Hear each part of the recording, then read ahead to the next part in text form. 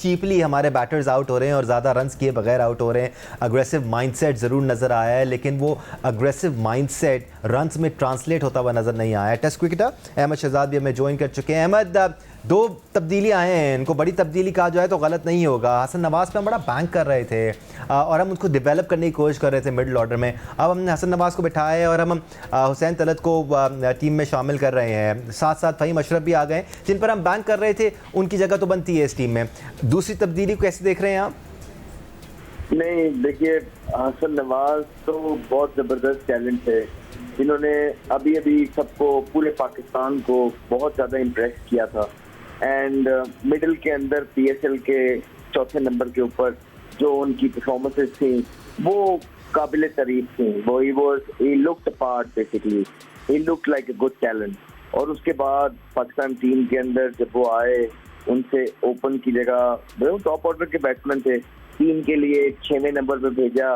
While knowing, हम सब ये बात करते थे कि ये बड़ा मुश्किल नंबर है, यहाँ खेलना आसान नहीं होगा। अगर इतना ही आसान होता तो दुनिया में इतने कम प्लेयर ना होते जो इस नंबर को बोर करते हैं। हाँ, आप अगर वेस्ट इंडियन प्लेयर्स या कोई एक्सेप्शनल प्लेयर्स की बात करेंगे तो वो बात डिफरेंट है।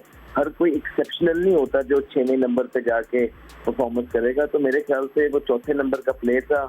इतने मुश्किल नंबर पे आके, इतनी मुश्किल कंडीशंस के अंदर आप उसको जज करते हैं, दैट इज रॉन्ग। यही वजह है कि पाकिस्तान के अंदर जो टैलेंट है वो इस तरह वेस्ट हो जाता है। आप सिर्फ जो है इन्हीं अपनी चीजें। और दूसरा नंबर है, आप हुसैन तलत को खिला रहे हैं, नथिंग अगेंस्ट हिम, लेकिन हुसैन तलत ने तो कोई मैच ही नहीं खेले हैं। उनको तो आप तो ये होता है ना कि कोई भी डिसीजन से पीछे अपने आप को बेस्ट चांस देते हो कि आप सक्सेसफुल हो सको, लेकिन यहाँ ये नहीं हुआ। अगर आज हुसैन तलत फ्लॉप होते हैं तो क्या आप हुसैन तलत की गलती कहेंगे या इस मैनेजमेंट की कहेंगे कि उसको पिछले 1 साल से कैरी कर रहे हैं, एक मैच नहीं खिलाया, और अब आके all important game in the world, the mother of all the games which is India versus Pakistan में डायरेक्टली आप उनको इंक्लूड कर रहे हैं। मुझे बताएं कि ये कहाँ का ब्रेनर है? This is no brainer at all to me. बेशक आज हुसैन तलत परफॉर्मेंस भी कर दें, लेकिन फिर भी ये डिसीजन मुझे समझ नहीं आएगा कि आपने हुसैन तलत को डाला और बाहर भी किसको निकाला, एक इम्पैक्ट प्लेयर को जो T20 के अंदर which is really really important. Already आप 8वें नंबर की टीम है, आपके पास इम्पैक्ट प्लेयर्स की कमी है, और जो इम्पैक्ट प्लेयर्स आपके पास पड़े हैं आप उनको भी बाहर कर रहे हैं, अपने चांसेस और कम कर रहे हैं। This is no brainer at all. So I think this is a very very wrong move going forward in this game against India, excluding Hasan Nawaz. Spoken like a true cricketer Rashid Latif साहब, ये क्रिकेटर्स ने experience किया है पाकिस्तान में कि इसी तरह players को फिर ज़ाया भी किया जाता है कि उनको ऐसे बड़े मैच में खिला दिया, अगर यहाँ पर वो फेल होता है। होता क्या है कि इतने सारे फ्लॉप के बाद तो अपने बैट्समैन जो है ना अपने गेयरअप कर रहा होता है बड़े मैच के लिए तैयारी। सही बात है। मे भी उसका आज का डे हो जो आपने उसको हक ही नहीं दिया उसको खेलने का। वो नए प्लेयर को ठीक है उसका भी है, लेकिन मैं ये समझता हूँ कि जगह थी टीम में उसकी। एक और प्लेयर आप एक्स्ट्रा खिला रहे हैं, जो अक्सर हम एक एक्स्ट्रा पे चल रहे होते हैं, तो वो 10 प्लेयर से खेल रहे होते हैं। वो फ्लॉप जा रहा है, लेकिन हमें ये पता था एक्स फैक्टर बन सकता है, वो नहीं खिलाया इन्होंने। कोई बात नहीं, लेकिन ये है कि प्लेयर पे इफेक्ट हो जाता है। ये कभी इम्कान है, नहीं होता क्या है कि आपने उसको लाइसेंस दिया हुआ है, एक प्लेयर को लाइसेंस दिया हुआ है, या तो नेचुरल एबिलिटी पे आ जाओ कि नेचुरल खेलना है आपको, गाइडलाइंस हम ज़्यादा अच्छा खेलेंगे। नेचुरल देखिए, 2 चीज़ें नेचुरल आपको टीम में नज़र आ रही हैं, एक साइम अय्यूब की बॉलिंग, एक शाहीन आफरीदी की बैटिंग। इस पर कोचिंग का कोई अमल दखल है ही नहीं, ये नेचुरल है, तो सबको ही नेचुरल खेलने दो ना। फिर अगर फिर बाहर नहीं करो, बैकिंग नहीं मिली यहाँ पे। हसन नवाज़ को आपने छक्के लगवाए, जब तक ठीक था, जब तक मार रहा था, जब वो सबसे वीक को नज़र आया आपको, उसको टारगेट किया आपने, निकाल दिया, बाहर कर दिया। अब उसको फ्यूचर हम क्या देखते हैं? तो इस तरह से प्लेयर को बर्बाद किया जाता है। देखने की बात हो रही है तो राशिद भाई, इस वक्त दोनों ही टीमें ग्राउंड में आ चुकी हैं नेशनल एंथम्स के लिए। दोनों ही टीमों का नेशनल एंथम होगा और उसके बाद मैच का आगाज़ होगा पाकिस्तानी वक्त के मुताबिक 7:30 पे। दुबई इंटरनेशनल क्रिकेट स्टेडियम आज एक बार फिर होस्ट कर रहा है एशिया कप का बड़ा match, Pakistan versus India. Super 4 मरहले का ये इम्पोर्टेंट मैच, दोनों ही टीमें कोशिश करेंगी कि आज कामयाबी हासिल करके मज़ीद अपने पॉइंट्स हासिल करके आगे के लिए अपने इम्कानात रोशन करें। इसके अलावा पाकिस्तान टीम की बात की जाए तो आज के मैच के बाद श्रीलंका और फिर बांग्लादेश से भी पाकिस्तान ने मैचेस खेलने हैं। इस वक्त पाकिस्तान का नेशनल एंथम हो रहा है।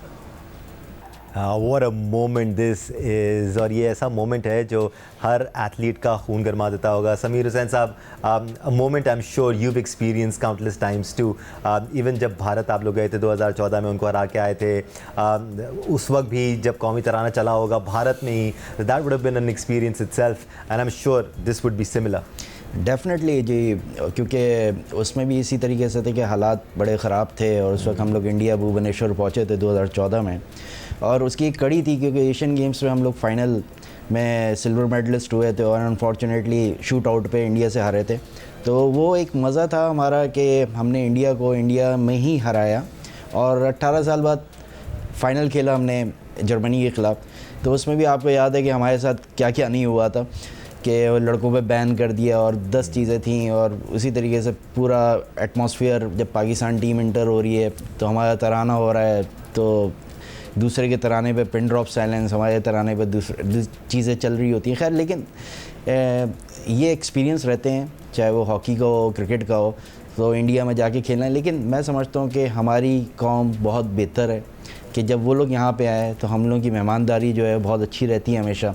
और वहाँ पे चाहे जैसे पास्ट में हमने देखा है कि राशिद भाई को भी बताया कि जैसे कोई वहाँ सेंचुरी मारे या कुछ करे तो उसके लिहाज से जलाओ गिराव हो जाता था, फतरा हो जाता है। और यहाँ पे पाकिस्तान में जब आए हैं तो उनको एक अच्छा एक ट्रीटमेंट मिलता है, एक अच्छी हॉस्पिटलिटी मिलती है, सपोर्टिंग होती है।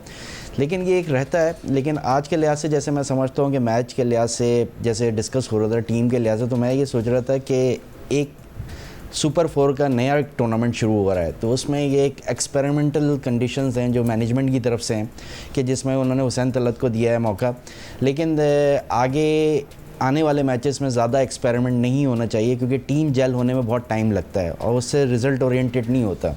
तो जहाँ तक मैं समझता हूँ कि इस वक्त मैनेजमेंट ने जो किया है पॉजिटिविटी पे जाएँ और पाकिस्तान टीम को इससे कोई प्रेशर नहीं लेना चाहिए, ऑल आउट जाए। या it's easy said then done. हम तो बहुत आसानी से यहाँ बैठ के कह देंगे कि प्रेशर नहीं लेना चाहिए, हमें खुद इतना प्रेशर महसूस हो रहा है। Interesting scenes from Dubai International Cricket Stadium. साहिब ज़फ़रान ने पहली ही बॉल को ब्लॉक किया, उसके बाद अंदर आए और उन्होंने उनका ग्लव उतार के उनके हाथ को टेपिंग कर रहे हैं। शायद ऐसा लग रहा है कि उनको पहले से ही चोट लगी हुई थी।